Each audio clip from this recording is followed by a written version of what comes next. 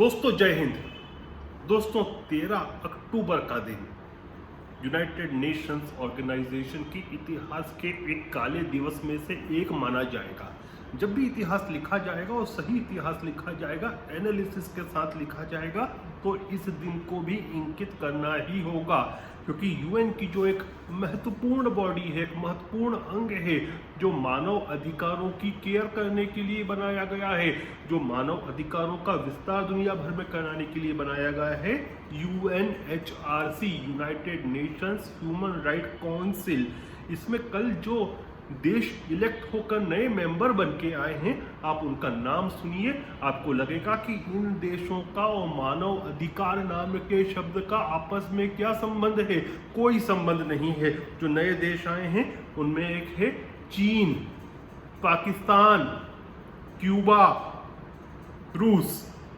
अब आप ये समझिए कि इन देशों में मानव अधिकारों का स्तर क्या है कि इनको एक तरह से दुनिया भर के मानव अधिकारों के संबंध में जज की भूमिका में बिठाया जाए, क्योंकि ये तो शीर्षस्थ बॉडी है मानव अधिकारों के लिए, और जो भी इसके मेंबर्स है 47 मेंबर्स होते हैं इसमें, वे एक तरह से दुनिया भर के जजमेंट देने वाले मेंबर्स हैं। दुनिया भर के मानव अधिकारों की पुलिस है एक तरह से, जो इस चीज पे निगहबान रहेगी कि कहाँ पर मानव अधिकारों का हनन हो रहा है, कहाँ प्रमोशन हो रहा है। लेकिन क्या ये देश ऐसे हैं? क्या चीन जो उइगरों को कंसंट्रेशन कैंप्स में रखता है, क्या इस लायक है कि उस जगह पर बिठाया जाए? क्या चीन जो तिब्बत के अंदर इतने ज्यादतियां दशकों से किए जा रहा है, जो हांगकांग में हो रहा है, जो इनर मंगोलिया में हो रहा है, क्या पाकिस्तान के अंदर चाहे वह शियाज हों या माइनॉरिटीज हों उनके साथ, या बलूचिस्तानी लोग हों, उनके मानव अधिकारों का जिस प्रकार हनन किया जाता है, लोग अगवा किए जाते हैं, मालूम भी नहीं पड़ता कि कभी डेड बॉडी भी मिलेगी कि नहीं मिलेगी। ऐसे मिसिंग लोग बहुत बड़ी संख्या में है। इन ऐसे देशों को आप मानव अधिकार की शीर्षस्थ बॉडी पर यदि बिठाते हैं तो उस बॉडी के चेहरे पर आप कालिक पोत रहे हैं। वो कल यही हुआ है। वो कल तो दूसरी बार हुआ चीन के संबंध में। देखिए, चीन पिछले 3 साल से मेंबर था और वापस से री इलेक्शन की उसने कोशिश की और सफलतापूर्वक वापस आ गया। एक देश जो असफल हुआ वह है सऊदी अरेबिया। अब आप सोचिए कि सऊदी अरेबिया भी इसमें चला जाता तो सऊदी अरब भी एक जज बन के बैठता। कितने सारे अच्छे अच्छे जज बैठते। चाइना बैठता मानव अधिकार के लिए, पाकिस्तान बैठता, सऊदी अरेबिया बैठता। क्या इन देशों में, मैं देशों का भी नहीं बोल रहा, मैं तो देशों में जो सत्तारूढ़ दल हैं या फिर सत्ता के शीर्ष पे बैठे लोग हैं या उनकी जो फौजें हैं या उनके अधिकारी हैं, उनका किसी प्रकार का भी संबंध है मानव अधिकारों से? आपका उत्तर आएगा कोई संबंध नहीं है। कोई किसी प्रकार का उनका कोई लेना देना नहीं है इन देशों का, इन देशों के सरकारों का, इनके अधिकारियों का मानव अधिकारों के लिए। क्योंकि इस देश के ही जो गरीब लोग हैं, जो बेसहारा और बेआवाज लोग हैं, सबसे ज्यादा तो उन्हीं देशों के लोगों को वो ज्यादती करते हैं। चाहे पाकिस्तान के फौज हो या हुक्मरान हो, वो पाकिस्तान के ही गरीब लोगों के ऊपर जुल्म कर रहे हैं। चाहे चीन के जो लोग हैं, जो चीन के कम्युनिस्ट पार्टी है या पीपल्स लिबरेशन आर्मी है, वह तिब्बत के लोग, मंगोलिया के लोग, इनर मंगोलिया के लोग, मंचूरिया के लोग, शिनजियांग के लोग कैसे कैसे उनके साथ जुल्म कर रहे हैं, ये दुनिया देख रही है। लेकिन इन सभी को आज के समय शीर्षस्थ बॉडी के सदस्य बनाकर बिठा दिया गया। और यह तो वैसा ही है ना कि आग लगाने वालों को आप फायर ब्रिगेड बना दो तो क्या होगा।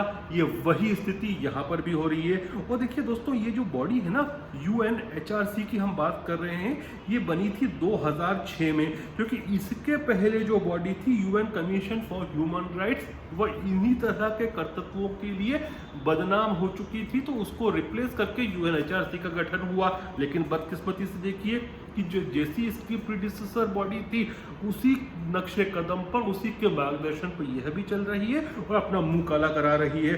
अब इस बॉडी को यदि आप देखें तो इसमें 47 मेंबर्स होते हैं और 47 मेंबर्स के लिए एक तरह से आरक्षण कर रखा है जियोग्राफिकली। वो कैसे किया है?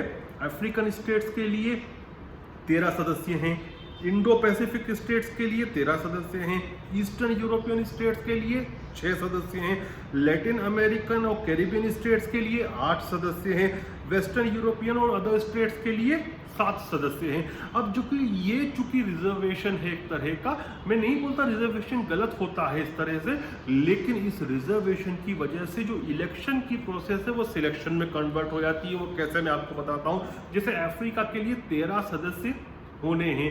अब अफ्रीका का आप थोड़ा सा उसमें जो बॉडी है, अफ्रीका के 13 सदस्य हैं, इनका भी पोस्टमार्टम करके देखें, हो सकता है आपको यही मिलेगा कि उसमें बहुत सारे चीन का फेवर करने वाले मिलेंगे, क्योंकि चीन का काफ़ी विस्तारवाद चल रहा है अफ्रीका में।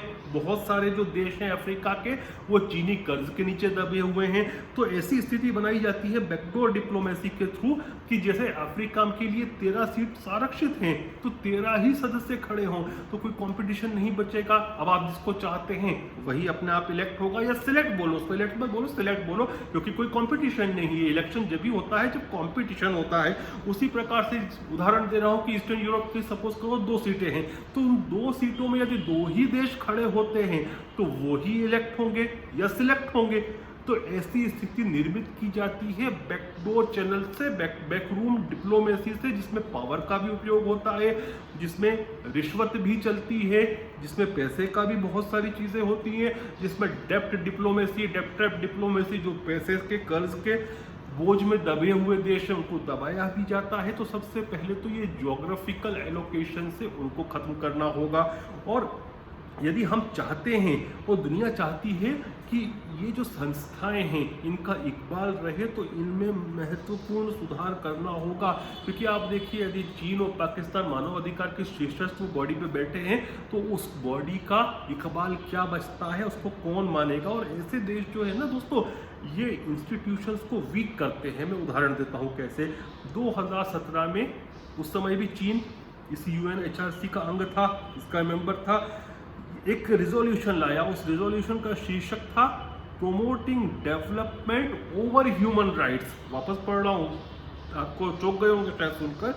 Promoting development over human rights क्या मतलब है इसका मतलब यह है भैया कि यदि डेवलपमेंट के बीच में, डेवलपमेंट के मार्ग में यदि ह्यूमन राइट्स या मानव अधिकार बीच में आते हैं, तो डेवलपमेंट को तरजीह दी जाए, मानव अधिकारों को साइडलाइन किया जाए। और ये रिजोल्यूशन पास हुआ था, चीन ने बड़ी आसानी से पास करा दिया था। उसके बाद 2018 में चीन एक और रिजोल्यूशन लाया था, promoting mutually beneficial cooperation in the field of human rights. Promoting mutually beneficial cooperation in the field of human rights. इसका मतलब क्या है, आप मतलब समझ रहे हैं, मैं भी समझ रहा हूं कि एक देश दूसरे देश की जो मानव अधिकारों का हनन होता है उस बॉडी में बैठकर भी आंख बंद कर ले और एक दूसरे का सपोर्ट करें, ऐसे देश मिलकर।